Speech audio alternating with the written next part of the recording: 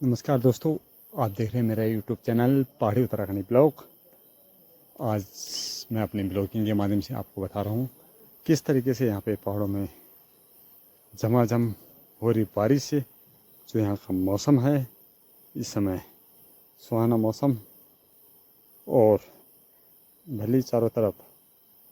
हरियाली है लेकिन साथ में कपकपाती ठंड। इस तरीके से यहाँ पे मौसम, और ये देख सकते छोटे बच्चे बारिश के कारण यहाँ पे घरों में कैद, और यहाँ पे लगातार हो रही बारिश के बाद यहाँ का जो मौसम है वो काफ़ी सुहाना। और ये बच्चे इस समय घरों पे कैद, और ये तस्वीरें इसमें आपको दिखा रहे हैं